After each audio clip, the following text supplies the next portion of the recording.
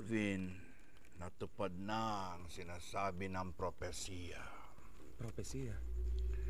Sumapit na ang kadiliman sa kaharian at hindi matatapos ang kaguluhang ito hanggat hindi dumarating ang tagapagligtas. Sino ang tagapagligtas? Nasa espada sa bato ang kasagutan. Paano nasa espada ang kasagutan? Kailangan hanapin mo ang tagapagligtas. Pero sino yun, Nuno? Ayon sa propesiya,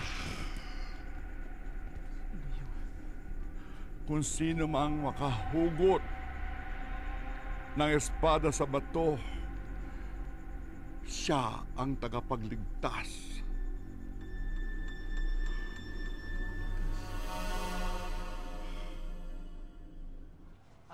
Magandang araw ho. Nandiyan ho ba si Lucille? Si Lucille? Sandali lang ha. Tatawagin ko. Diyos ko, kung hindi lang talaga ako nakapag-promise kay Fina na hindi ko sasaktan yung sisteraka niyang syupatembang na kapatid na bruhang si Lucille, eh makakatikim talaga siya sa akin ng flying kick. At saka kakarapihin ko siya. Anong akala niya, ha? Hindi ko kaya?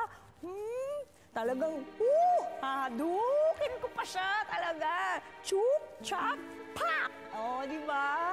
Sayang naman. Eh, kaya lang nangako nga ako, di ba? Well, nangako kung hindi ko sasaktan si Lucille. Pero hindi ko pinangako na hindi ako chuchucho kay Lindon. Nice.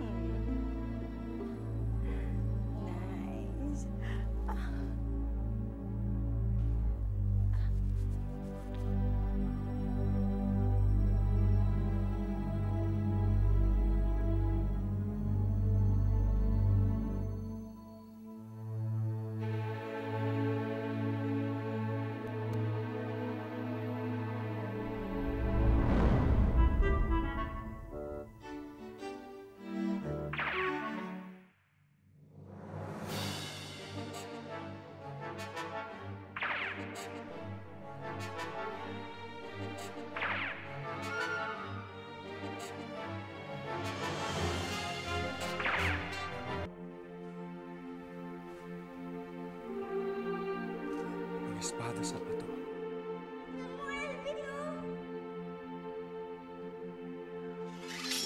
Naku, lagot! Ibalik mo yan! Baka may makakita sa atin! Di dapat kinukuha ang espada!